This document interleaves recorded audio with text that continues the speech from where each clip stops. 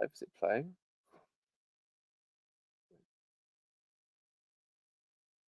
This podcast is proud to be part of the talkSPORT Fan Network. talkSPORT. Powered by fans.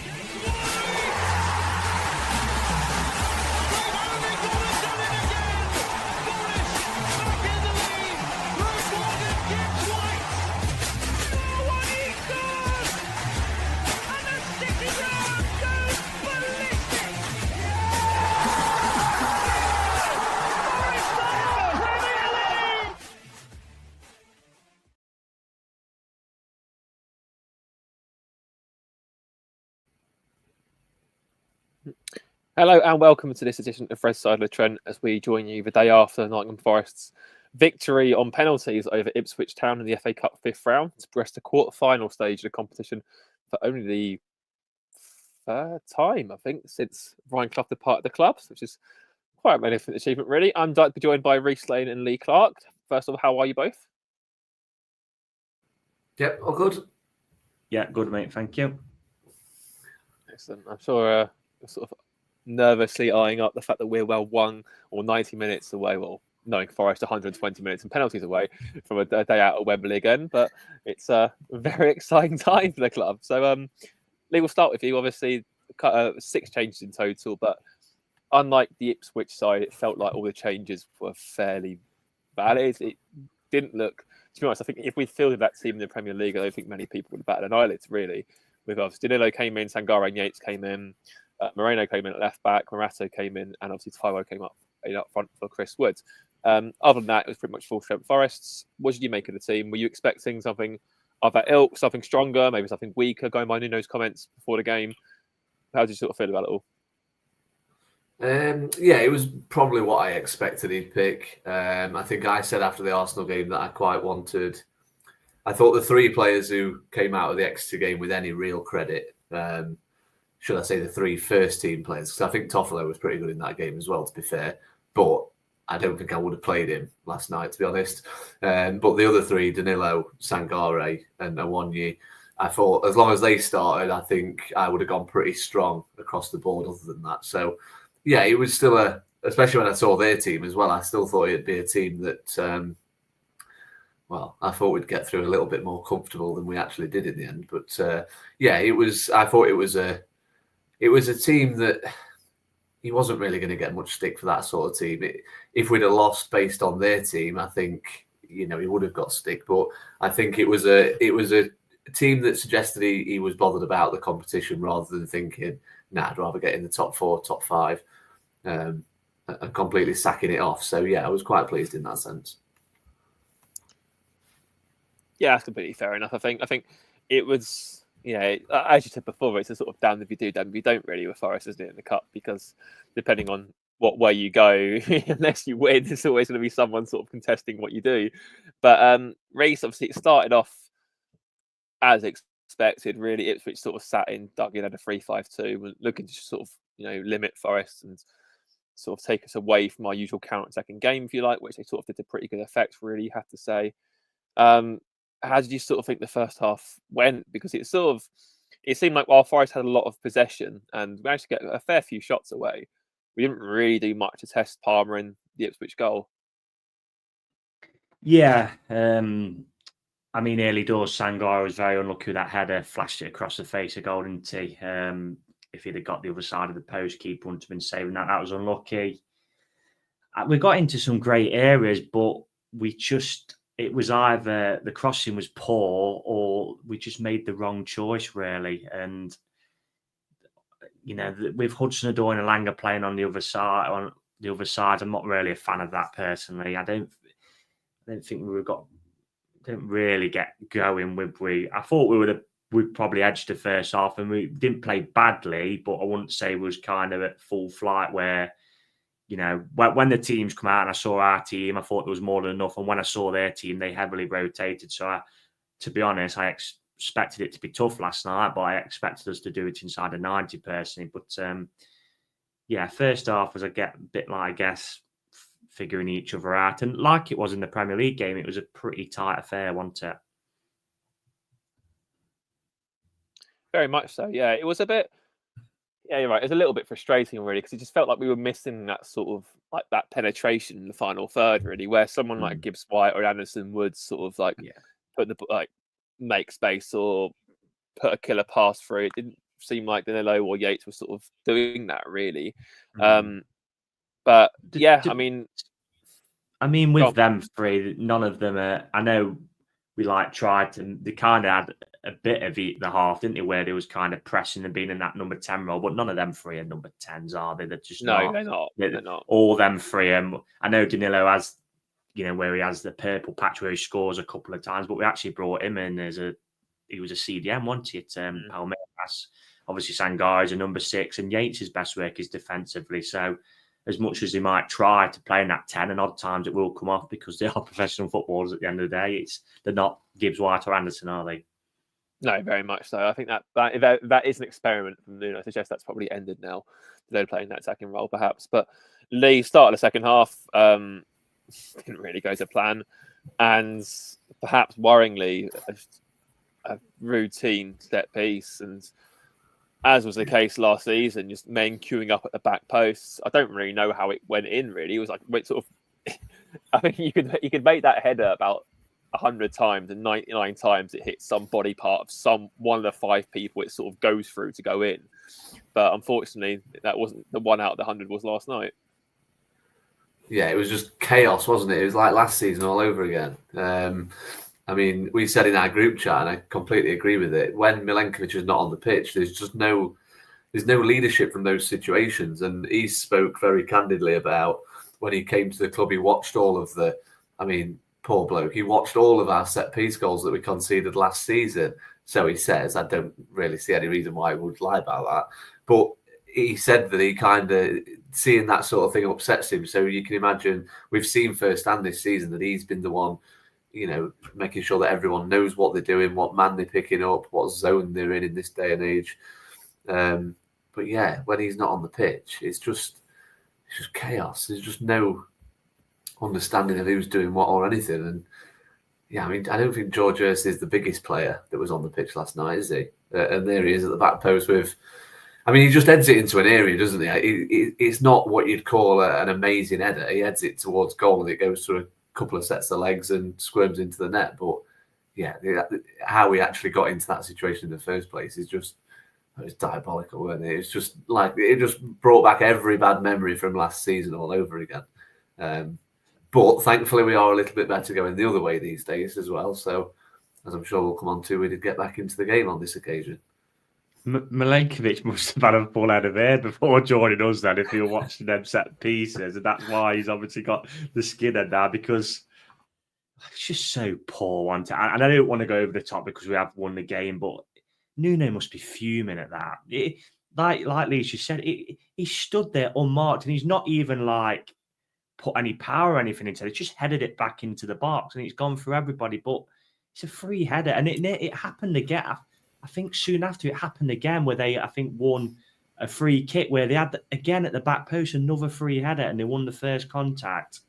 And that has become a little bit of a problem recently, that first contact. We saw it at Fulham and they did the exact same thing to Manchester United. Their goal come first contact to the back post, Calvin Bassey there again. And yeah, without Milenkovic, the organisation, no one seems to want to take responsibility at the back. And yeah, I don't think he won't be playing at Brighton, because if he isn't, then yeah, that's a big concern, the set pieces.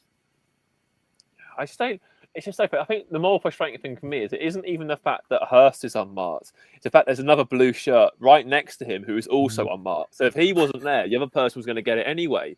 It's like, come on. I can kind of, if one of them gets by, you can sort of say, okay, one person's lost their man or whatever else, or isn't in the right zone, blah, blah, blah, blah. To lose both, that's really, really poor. But I mean, as Lee touched upon, Reiss, thankfully, it didn't take long till Forest to get himself back into the game. Gibbs White and Anderson came on. The wingers swapped back to their normal sides, and within minutes, get a free kick. The initial delivery of the free kick was very poor from Malanga, but when it came back to him, exquisite ball in for Yates, who right place, right time again.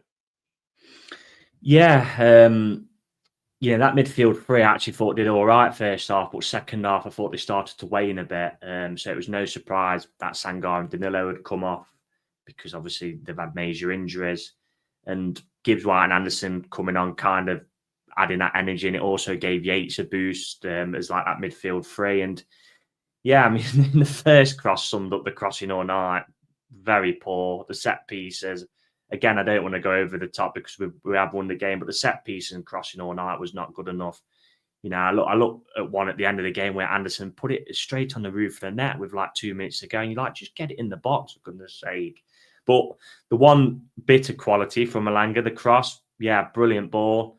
And then Ryan Yates is there, isn't he? I actually thought Morato had scored from where I was stood in Upper Bridgeford, which was very annoying because obviously I showed you that Yates header bet, and then I kind of seen Yates wheeling away and thought, you watch, it probably hit his shoulder or something, and 365 will refuse to pay out. But yeah, he gets himself in there, isn't he? And it's something, what I've just wrote a few notes down here where, you're always probably looking with Yates like he did in the Championship promotion season, where I think he ended up on 9 goals. Can you probably get half a dozen? Well, he's on 4 for the season now in all competitions. He does have a knack of scoring in the FA Cup, Blackpool, Luton. Obviously, last night he scored away at Grimsby in the Carabao Cup, didn't he? So, he gets himself in there.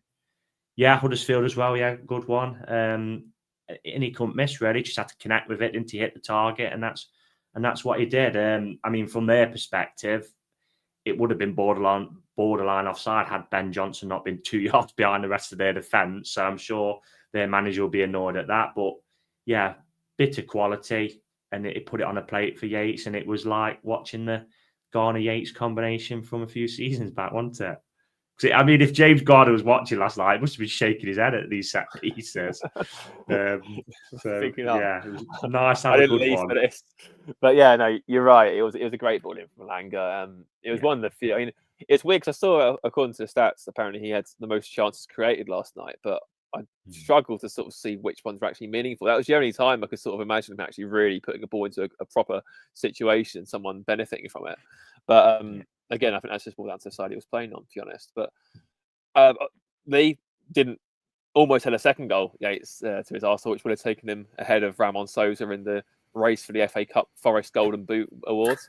But unfortunately, he was offside for that. And then, it's sort of Forest hit the bar with Hudson-Odoi, and then how obviously Woody comes on at some point. Did you feel a winner was coming in normal time? Did you think we'd get the job done over the line, or did you sort of think that this is going to be a very frustrating evening? I mean, if the wingers had stayed where we know they're most lethal, I think we'd have won in normal time. But for some reason, we just kept changing it. I don't get where this has come from. I don't like it. I think it stifles us. You can just tell that they're not. In the first 15 minutes last night, when Alanga and Hudson-Odoi found themselves on the same side of the pitch, it was quite effective. And I thought, probably we're just trying something to see if something happens to Gibbs White, can we get Alanga closer to Hudson-Odoi? And I don't mind using the FA Cup for that sort of thing. But as the game wore on, it just became apparent that both of their qualities are kind of tailor-made for the sides they play on. Alanga, in terms of a midfielder just being able to whip a ball across into that area and he runs onto it. And then obviously Hudson-Odoi, we know what his trademark is. He likes to get so far up the pitch, cut inside and get a shot or a cross away. But on the other sides of the pitch, they get to a certain point, and I think that's why it was so disjointed last night, because they were almost stopping and thinking, right, I don't know what to do now. I'm on this side of the pitch. So yeah, I think the moment it went back to them on the opposite side of the pitch, I feared that it would go to penalties, to be fair. But what I would say is, other than the goal they scored, I didn't really feel threatened by them at all, to be honest. I thought if they were going to score again, it would be, we'd be the architects of our own downfall, because I didn't think, even when they put Delap on up there, he had that one good run, didn't he, where he decided to just throw himself on the floor and escape to booking, despite getting up laughing. But that's what officials are up against these days, with players just throwing themselves on the floor and then getting up laughing. But yeah, it's that was a positive. That I thought it would be a set piece or, like I say, something that we'd done wrong if they was to score again. But yeah, I don't get the winger situation. I hope we're not going to keep doing that in the Prem because it just looks a little bit. It just doesn't look right, does it? It just doesn't feel. We don't feel as fluent on the counter attack. It feels a little bit more disjointed and a little bit chaotic. So hopefully that was just a bit of an experiment. But yeah, I did think we would win it whilst they were in their natural positions. No, I agreed with that. It was just frustrating to me. Like, you saw Forest breaking the Langers on left again. It's like, why is he like just keep him where it was working? It was working fine, and but no, it's you're right. I think apart from that set piece, I think they had one shot from range, which Sells had to be on alert for to tip over, but otherwise they didn't really offer anything. Ipswich, yeah, from Morsey, that's right. And obviously that Delat thing was just a joke. I mean, just take it on the player and score. That's all, I don't know why is he throwing himself to the floor there. That's just a complete lack of maturity doing that. But I think what I would say about Ipswich as well is I know we've got them in a few weeks, so I don't want this to sound like seriously detrimental. But I think last night, I know they made a lot of changes last night, but I'm talking about the Ipswich performance when they put their better players on. I think you can see why they're down where they are because, like I say, they had like moments where they could get into the game, but they never really tried to. A lot of teams like to have the ball. You know, we like teams to have the ball, but we kind of tried to give it up, but they were just like, they didn't really know what to do with it. It was like we were playing a championship team in the cup. And I don't mean that to sound awful, but they looked a little bit, I get that they made so many changes, but like I say, when Delap came on and is it Cajuster, is it pronounced? I'm not sure. Both commentators were having a go at pronouncing it, so I'm not entirely sure what the correct. But yeah, it was just, I don't know, they just didn't. You've got to stop them getting set pieces, but they just didn't really do anything with the ball at all, did they? It just didn't. It was all long-range speculative stuff or set pieces from them, and I think that's probably why Wolves will fancy staying up out of them, I think. Yeah, definitely. I think as well, they brought Jack Clark on as well, who I thought was really poor last night. Actually, that's what he had one half chance that probably a better player does a lot better with that, and he just flashed it wide of the post, much to our gain, really. But Reiss, obviously, extra time sort of came and went, really. I still don't know why we have extra time in the FA Cup. I think unless it's like the final, what's the point? Because it's just as well, on like a larger scale as well. Say, for example, like you've got Tamworth and Spurs, for example. You know, Tamworth have they've worked their asses off to get to hold Spurs to a 0-0 draw. And their reward for that is half an hour where Spurs can make 4 changes and bring on whoever, like multi-million-pound footballers to sort of take that sort of element of magic away. Just go straight to pens. No one wants to see it. Like the fans don't want. I think we've had 1 goal in extra time at the Welbeck one against Newcastle, but yeah, it's a complete waste of everyone's time. Nothing happens, and then but the pens themselves, pressures for tyres, really, isn't it? What a quote that was in the summer. I don't want to think about it because obviously we couldn't get over the line. But yeah, extra time he's getting rid across the board, not just in the FA Cup. It's just a waste of time. And nowadays, especially at top level, when you're seeing games with the speed and that they are, it's just a bit of a drag, isn't it, really, extra time? And like you said, Christian, how many times do we see extra time now and it's really exciting? Very rare. Last night was pretty drab. Obviously a Monday night, I had to go to extra time as well, being a Monday night, didn't it? So obviously got home extra later, but that's by the by. You have to play it, and then the penalties, exemplary. You cannot say anything different. I mean, them 5 who take them for us, they know they could all be our penalty taker, couldn't they? Without a shadow of a doubt, because all absolutely superb. To be fair, Ipswich's was until the last one. They were all very good as well. I mean, what more can you say? Just 5 absolutely perfect penalties. The only interesting thing for me is who would have been number 6 had it gone past that. But as it stands, I mean, if we do go to penalties at Brighton, you kind of fancy it, wouldn't you? I mean, they're part of teams Arsenal, aren't they? You know, England was the same in the summer. Look at the penalties England did against Switzerland. I know you always had that in the back of your mind with England, thinking, "Oh God, it's going to but they're all absolutely exemplary. There wasn't even any really you could say. I know he went the same way on a couple, didn't he? But they're right in the corner and he just wasn't going to get to him, the keeper. So, yeah, 5 brilliant penalties and, yeah, nice to get through in the end. I tell you what scares me to death with penalties, our penalties, the run-ups. They were amazing penalties with no backlift whatsoever. It almost scared me more than when Lyle Taylor used to start on the halfway line for a casual walk. I just, every one I was sat there, because I didn't go to the game last night. I watched it on telly, and every time they just sort of take it. It's a bit like 5-a-side when you're only allowed 2 steps. And I was like, oh my God, I don't like this. I hate them penalties. Yeah, fair play. They were all brilliant. If you've got a certain technique, I know obviously we're like, traditionalists now, but if you've got a certain technique, what benefits the player, that's what you need to do. You can't change it to look better for other people, you know what I mean? With penalties, you've just got to be definite, and they were all definite, weren't they? So, yeah, hats off to them all. Definitely. And Lee, obviously, very timely player of the month in Matt Sells, who was the hero again for Forest. The second shootout in a row. I think that's like 3 penalty saves he's made in the last 2 shootouts combined now. I mean, I think it was, I didn't actually realise at the time that he looked like, I don't want to quote Adams, excrementing dog, shall we say, expression that he loves using so much. But he looked so nervous, that player, didn't he? And like, obviously, we had to move the ball again as well. It was like you sort of felt, okay, yeah, if Sells goes the right way, that's going to be it, isn't it? Yeah, I actually thought Darren Bent's analogy was pretty good. It was a very safe pen, wasn't it? If it goes in because the only way that's going to go in is if the keeper just goes the wrong way, does an Anana from Sunday and just decides to throw himself out the way of them all. But yeah, I think it was weird because I don't know. I sensed the mantra of the easy way, the hard way, the Forest way creeping in. But I did feel, looking at him, every time the camera panned to him, I thought, he doesn't fancy this at all. And then when Seb Hutchinson said that he missed one against Wimbledon in the League Cup that knocked them out, I thought, oh, here we go, we're in here. And then, yeah, it was just such a poor penalty. He just had to just guess the right way, didn't he? I thought it was a really good save to start with and taking nothing away from Sells. I think in a penalty shootout, when a keeper saves one, they need saving. But, yeah, he just had to make sure he guessed right, didn't he? He wasn't going to not save it once he'd picked that corner of the net. So, yeah. And another little bonus as well, the club decided to do free shipping on the club shop, didn't they? So I managed to get myself the 3rd show without having to pay the £6 or £7 that it is for the shipping as well. So cheers, Mats.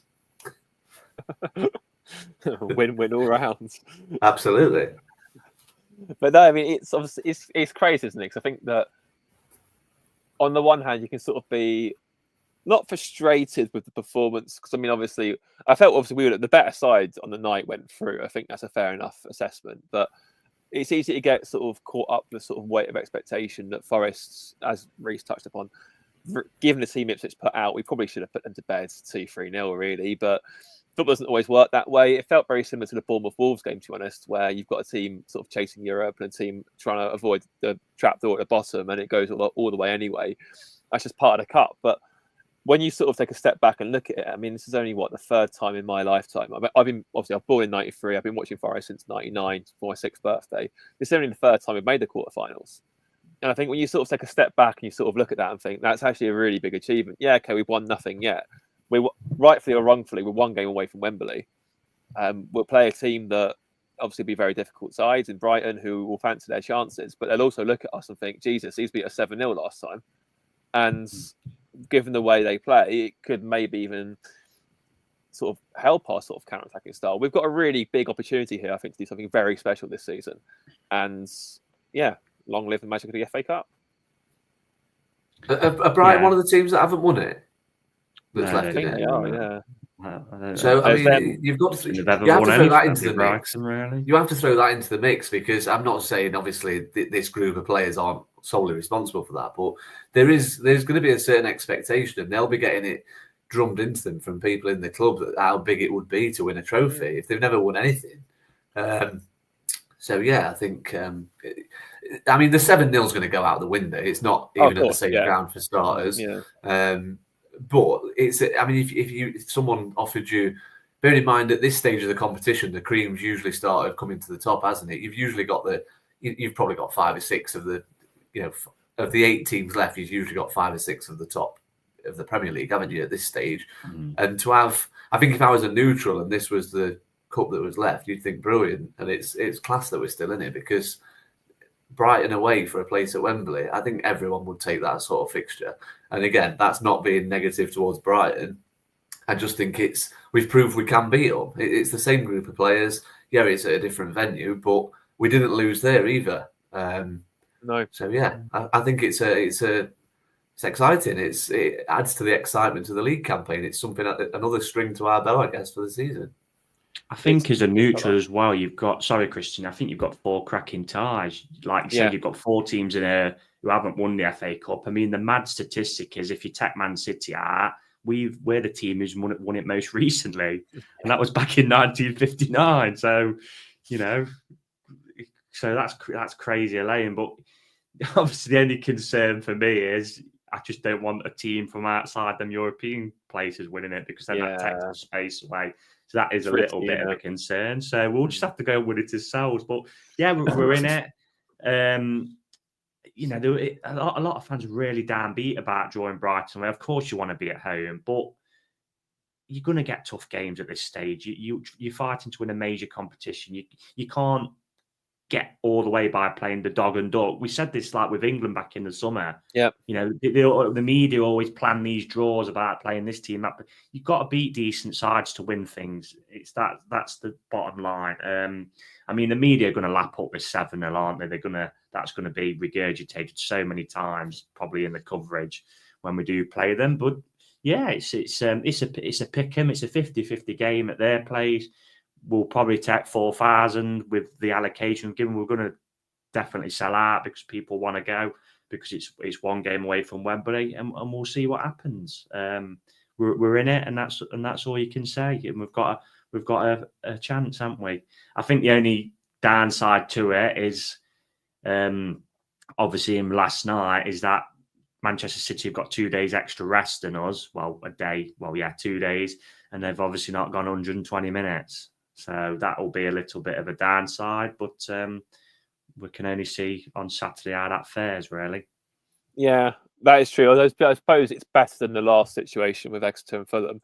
Like, for example, that our players would have been in their own beds last night, for example. They wouldn't have been. Yeah, we haven't got to travel as well. Exactly, yeah. So they said they have today off, and they're in tomorrow as normal. That's still 3 days before the game sort of get relevant prep and recovery in, for example. So I'm not too bothered about that.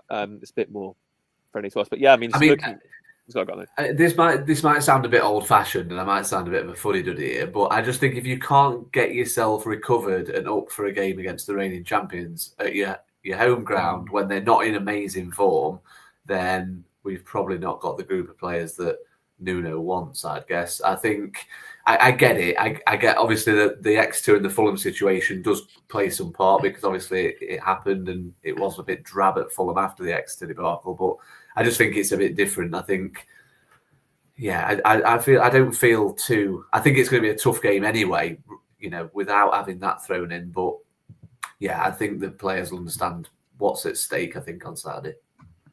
Yeah, I think so. Also, our home record's been pretty impressive as well. I think the last time we lost was Newcastle, wasn't it? So we've actually managed to turn City Ground into a bit of a fortress recently, which is quite nice. But yeah, touching on what you just said, Reiss. So when each team in the FA Cup, in this season's FA Cup quarterfinals last won the competition. So Bournemouth, Brighton, Palace, and Fulham have never won it. Preston last won it in 1938. Aston Villa last won it in 1957. Forest last won it in 1959, and of course you've got Man City who won it in 2023, who were finalists last year. So, I mean, I go as far as saying I think honestly it's probably the best set of quarterfinalists in my lifetime. Really, it's the best since even if you look at 2008, for example, when Portsmouth had Cardiff in the final. You had Chelsea and Man United in those quarters that year, so you still had 2 of the Sky Six up there. This generally feels like Barnsley won it in the semi. Yeah, because obviously was it ODJ, I think. ODJ, yeah.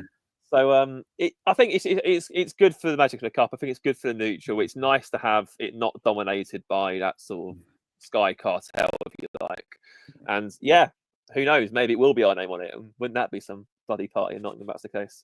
But obviously, before we move on to all these hopes and dreams. We're going to get onto some of your slept on it thoughts. To find the thing now. Red side of the Trent. Slept on it thoughts.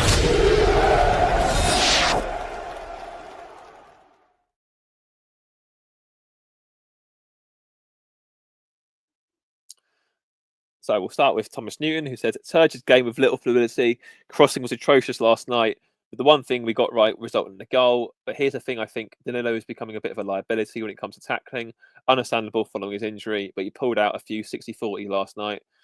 At the end of the day, we're through to the quarterfinals, which is the remit at 7:30 last night. The Pens were first class. For older listeners, we took the scenic routes in 91 FA Cup, which we needed 3 replays to get to the final against Palace, Newcastle and Saints. So it's like we're doing it again with penalties. David Bullen said, watching the goals we concede, most teams targeting our back post. We need to sort that out. Capability and Function said, the one area of football where Forest fans can be confident is penalties.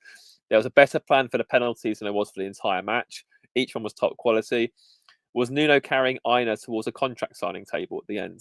I think those things were great, weren't it? When Nuno sort of sprinted onto the pitch and sort of didn't know what to do, so he took his jacket off and then just put Aina on his back. Premier Elliott said, we really miss Milenkovic's leadership in organising set pieces, but we are through. That's all that matters. Thank you for letting me be on the pod on Saturday. You're more than welcome, Elliott.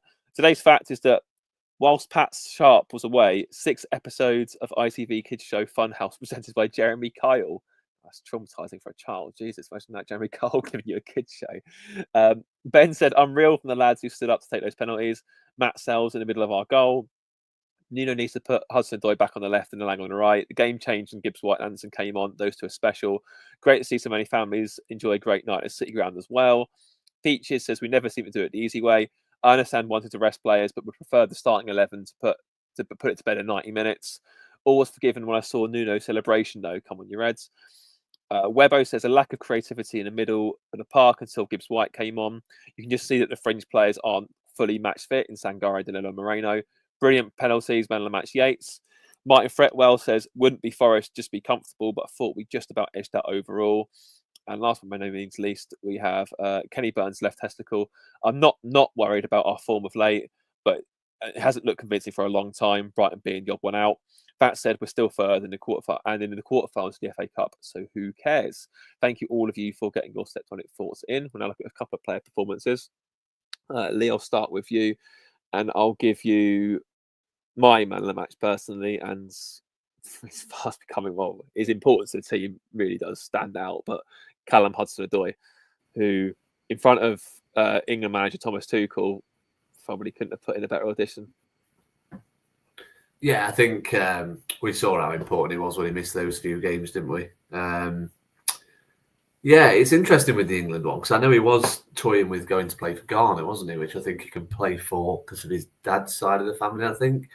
But yeah, Tuchel's obviously a manager who liked him a lot at Chelsea.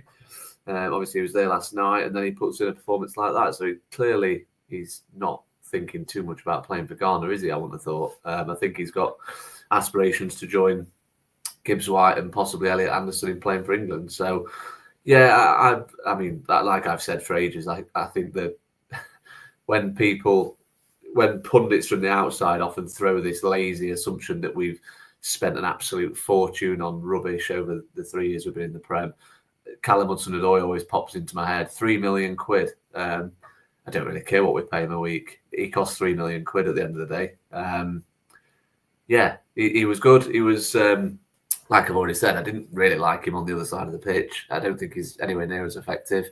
And again, that's not a criticism of him as such. I just think when you've got such a strong, trait or trademark, if you like, I don't see why you'd mess with that too much. Whether it's to stop him being quite so predictable, I don't know. But he just wasn't anywhere near as effective. But that didn't kind of hamper his work rate or his desire to get on the ball and make things happen for us. So, yeah, I think I'd probably agree. I think he was probably our best player.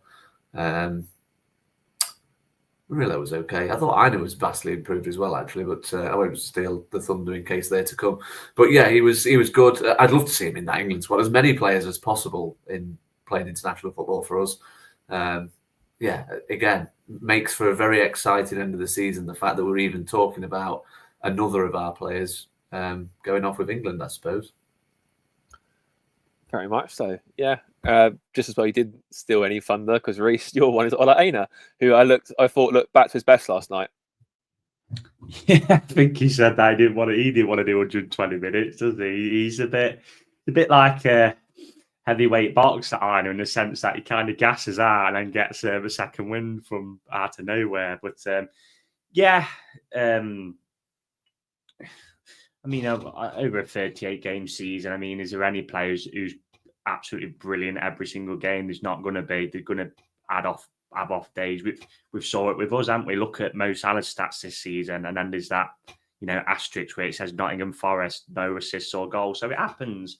But, he's been superb this season, I know he had a real off day at Newcastle, and he'll know that himself because of the standards he's set. But, I thought he was pretty decent last night. I won't go over the top and say it was amazing or anything. I thought there was, some solid performances over the whole team, really, and he was probably one of them. That's all I've really got to say on it. Hopefully, he'll be back at it on Saturday because I am interested to see if we do play a 4 or a 5 against Manchester City. So we'll see.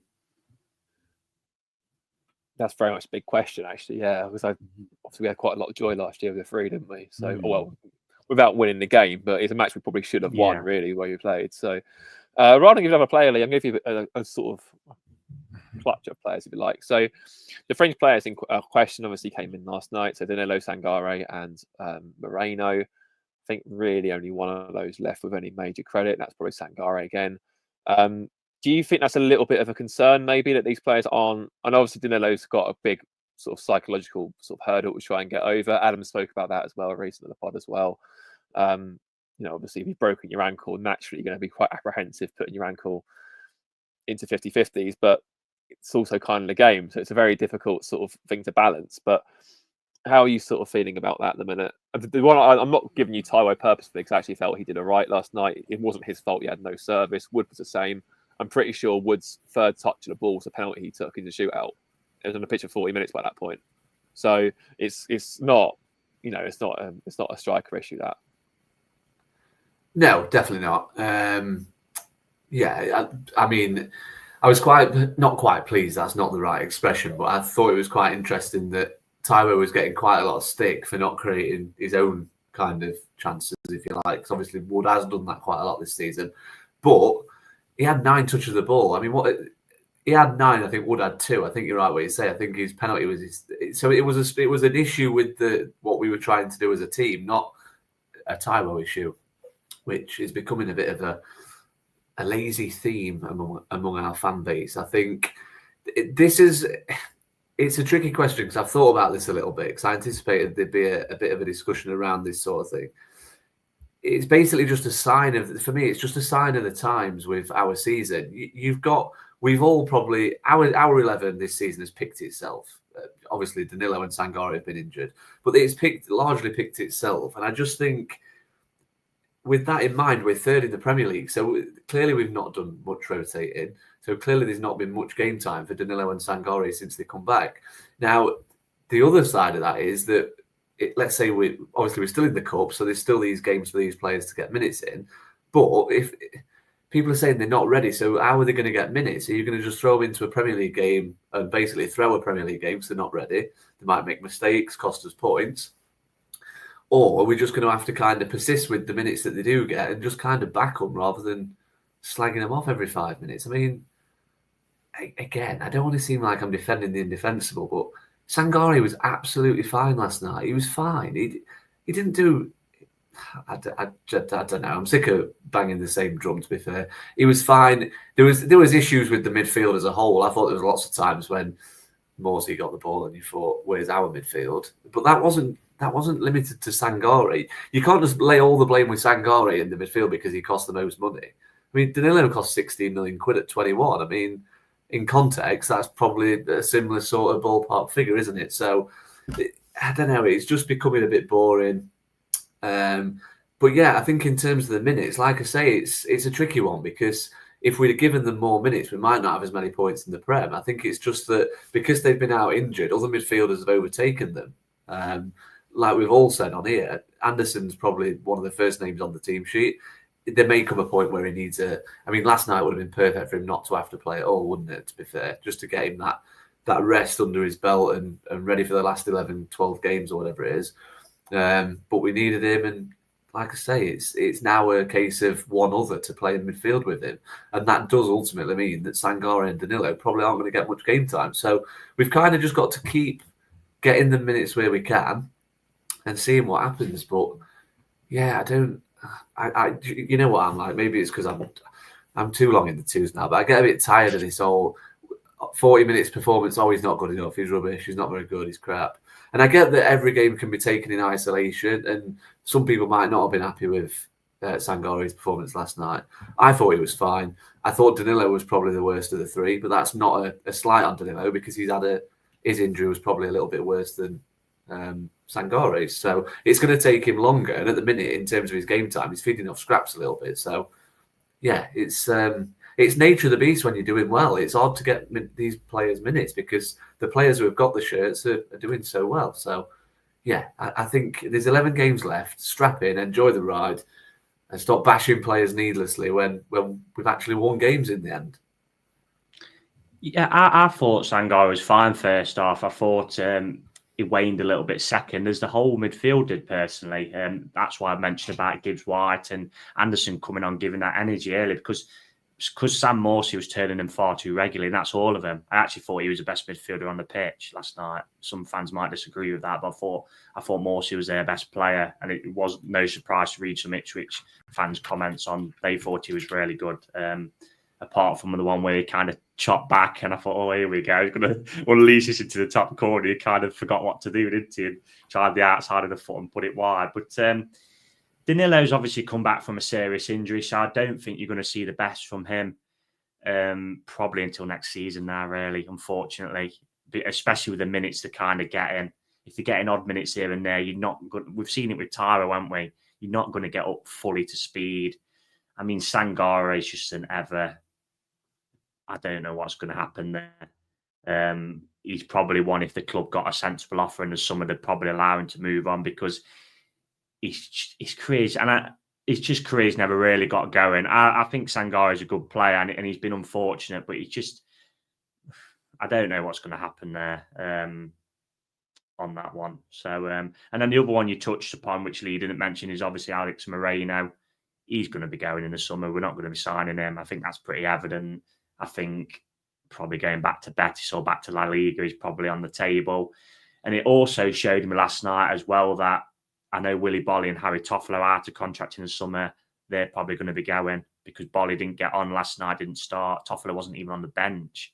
And also the fact that we waited till 5 minutes till the end of extra time to bring on Jota probably says Jota and Sousa won't be here as well next season. I know this sounds incredibly harsh and we've got to get behind these players until the end of the season because this is what we got. But I think if we do get a European spot in the summer, I think there'll be quite a bit of movement again and we'll see a bit of a, I don't know, half dozen to 8 going and maybe half dozen to 8 coming in again, really. Yeah, I could definitely see that too. I felt it's a strange one with Sousa because I actually feel there is a player there, more so than I do with Jota Silva, but it just doesn't seem to. He doesn't seem to fancy him, does he? Yeah, which is very surprising. Because Jota Silva's erratic, isn't he? I mean, I always say it, it's a running theme now. You know what you're going to get from Jota Silva a minute from coming on.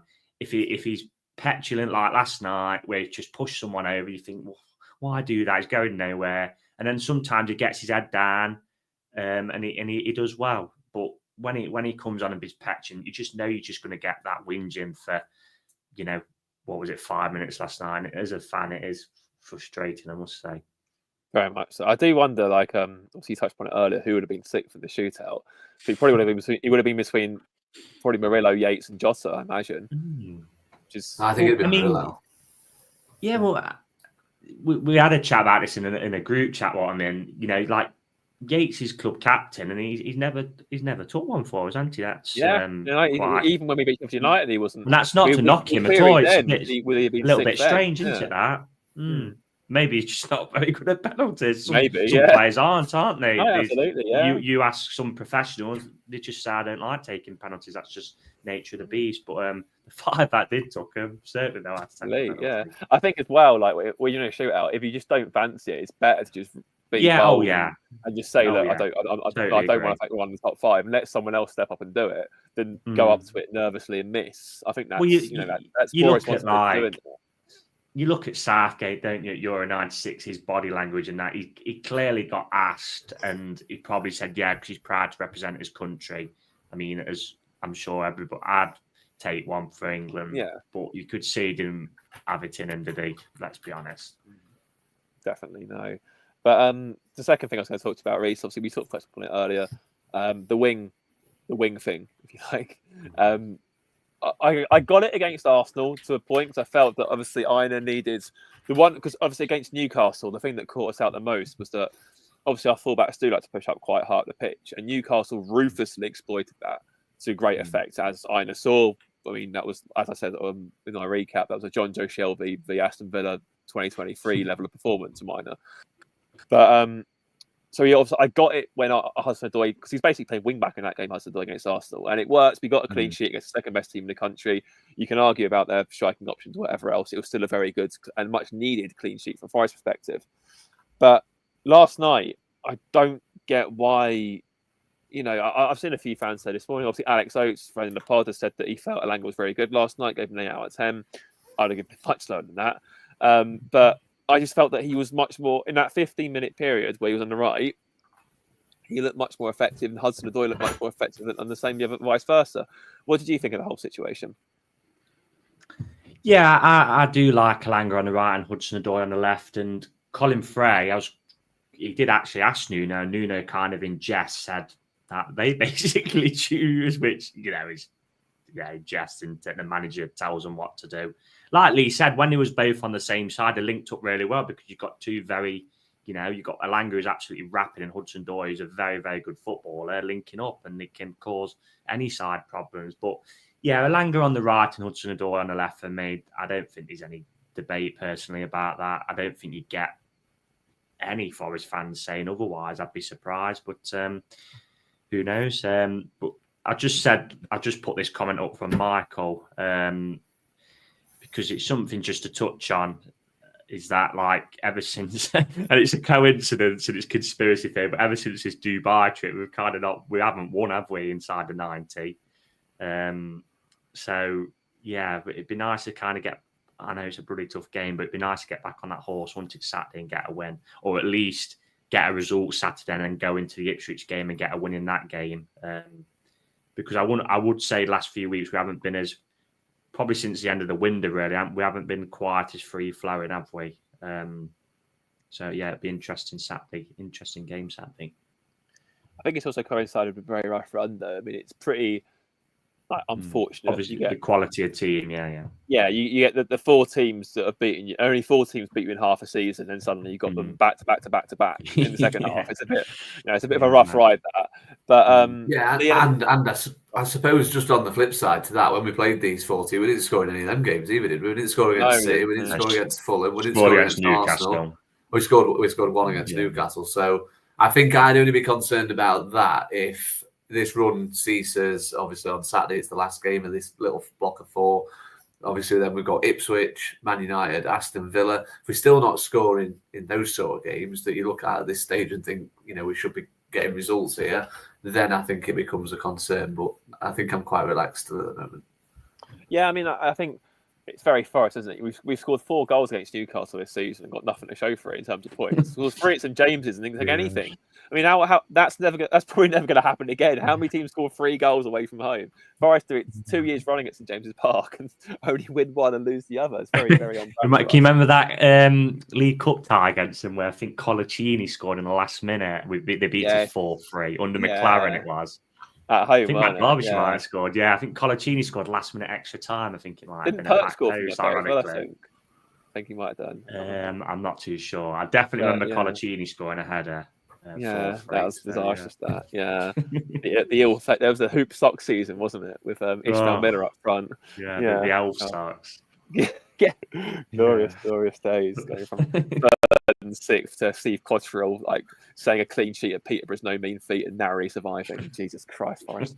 But anyway, moving on from that to what comes at the weekend. Well, obviously we do entertain Manchester City at home and 12:30 kickoff on Saturday. I believe it's on TNT Sports or BT Sports in old language for those who have it. First, what you've obviously we've got a preview in the week. Reiss, I believe you're overseeing that, maybe with Adam, maybe not, but that'll be coming out later this week, regardless. Lee, what's your thoughts on the game first and foremost, and how you sort of feeling going into it? Tough game. I think we probably gave an indication of how not to tackle Man City in the away game. I think when I've watched them this season, the teams that have had joy against them, they've kind of had a real go. And it's not always worked for every team. I can't think of an example off the top of my head, but there has been teams who have kind of, where they've soaked it up and then still beat them or got a result. But yeah, I think our best chance I think I'd rather us have a bit of a go and still lose rather than, again, wondering what might have been. I know they probably are improved a little bit since then. The signings that have come in look to have made a bit of an impact, don't they? Is it Kusanov at the back? He looks to have settled in recent games after that bizarre game against Real Madrid when Pep decided to chuck him at right back against Vinicius Jr. But in the league and the FA Cup, he does seem to have settled a bit. Obviously, Mamouche's doing pretty good. Scored a hat-trick against Newcastle, didn't he, I think? So, they're a quality side. I don't think there's any real need for us to panic and start bashing all the players as not good enough if we do lose and it's a wrong result. I think it's that sort of game that you do get every now and again in the Prem. But this season, there have been signs that they are a little bit vulnerable. So, I think the key might be scoring first. I think if we can score first, it could be a positive afternoon, because that's another thing that I would say every time I've watched City. When they've conceded first, I don't know, they just seem to be lacking a little bit of something in the way of leadership. And with the likes of Stones out injured, Ake's injured now, isn't he? They're not going to be completely full strength defensively. So there's definitely some gaps we can exploit, I think. Do you want a prediction as well? I would love one, yeah. If we score first, I'm going to give you two. I think if we score first, I'm going to go that we'll win. And I think we'll win 2-1.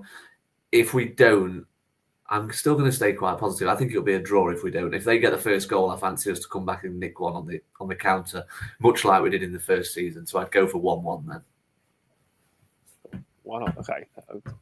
Beacons of positivity, Lee. We like that. Reiss, what about yourself? Obviously, I think it's written in the script that Omar Marmoush is going to score against us. But aside from that, how are you sort of feeling going into it? Well, he had he's had a breakout season, at Frankfurt. Obviously, what's got in the move? I mean, they probably couldn't believe it, because I think they wanted to do business for about 30 million, didn't they, in this summer? And what did they sell him for? Double that? Yeah, plus, double, maybe. I've actually not. I don't think I've watched City for a bit, so I don't think I've actually. I watched them in the Champions League actually at Real Madrid, where they just capitulated, didn't they, after a few minutes? But yeah.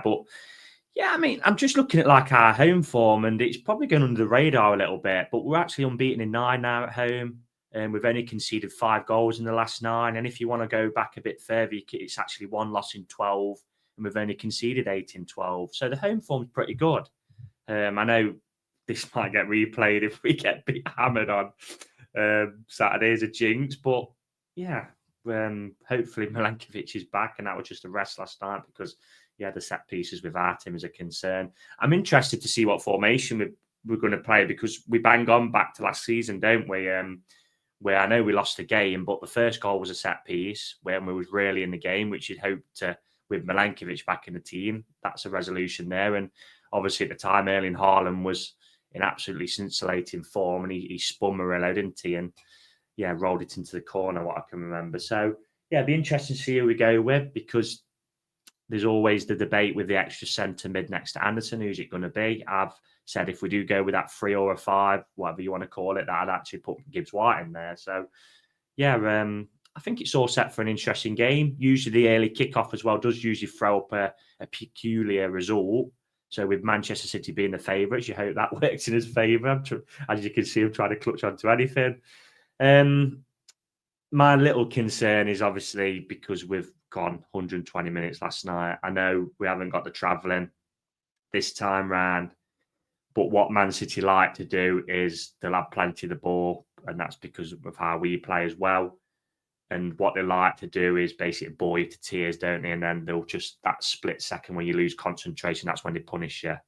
So we've got to be at it. And it's going to be interesting because they say in boxing, like styles make fights. So you've got a team who love playing against a low block, and where we kind of like playing against a team with a lot of possession where we can counter-attack them. So it's going to be a really interesting game. And I'm not sure what to expect. So I'm going to kind of sit on the fence because I don't want to come on this pod and say, we're going to get beat. I might leave that to the prediction league. But I'm going to say, yeah, it's going to be a draw. But if we can avoid defeat on Saturday, I think that would be a positive result for us. It will keep City below us as well. And then we're kind of going into, I know we've now got the Brighton game sandwiched in there, but you look at the next two league games after the City, Ipswich away and at Manchester United at home, where you've got to be looking at getting 6 points, really. I think, yeah, I mean, if we're going to be aspiring to finish in those positions, you need to be getting 6 points in those two games, 100%.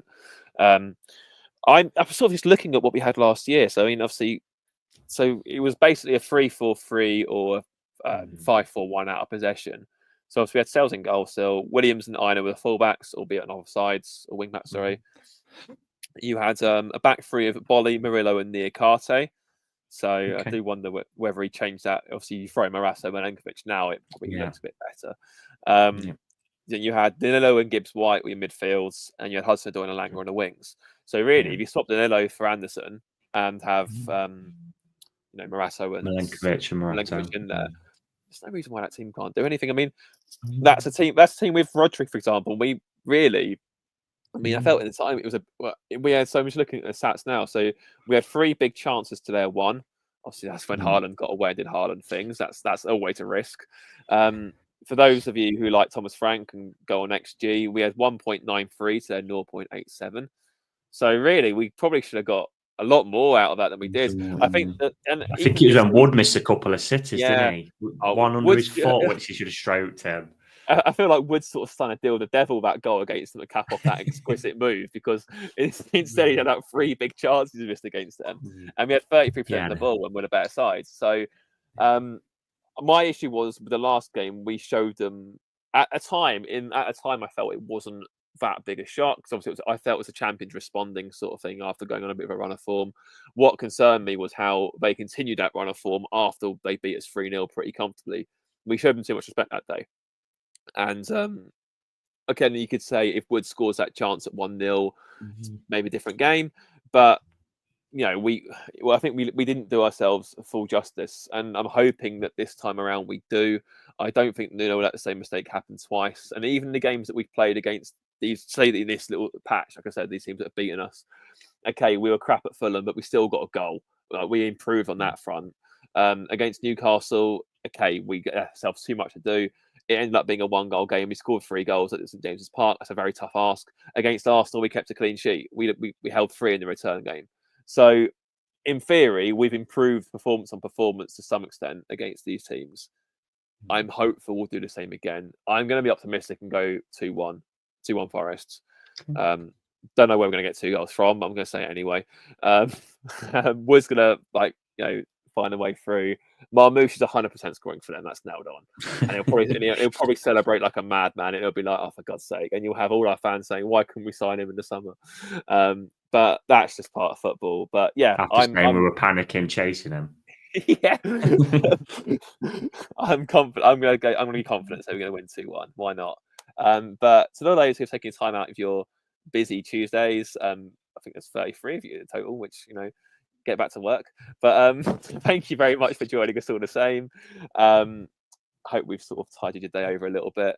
And yeah, like I said, keep an eye out for our preview midweek. Obviously with Reiss and potentially Adam and the City fan description. We'll obviously be back on Sunday for our usual review after the game. And yeah, until then, enjoy the week. Enjoy being in the quarterfinals of the FA Cup.